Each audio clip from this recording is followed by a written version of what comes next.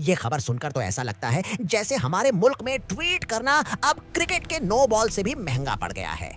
नसीम शाह जो मैदान में अपनी स्विंग से बैटर्स के छक्के छुड़ा देते हैं, इस बार खुद एक ट्वीट की गुगली पर क्लीन बोल्ड हो गए।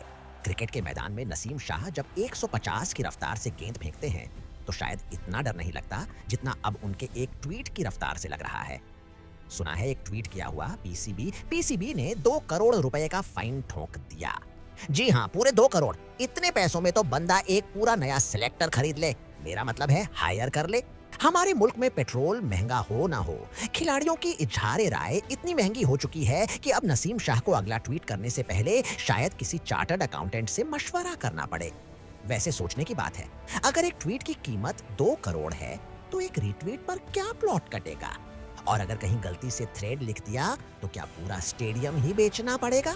नसीम भाई, अगली बार जब कुछ लिखने का दिल करे तो पहले गेंद को शाइन कीजिएगा, ट्वीट को नहीं, क्योंकि यहाँ विकेट गिरे ना गिरे, बैंक बैलेंस जरूर गिर जाता है।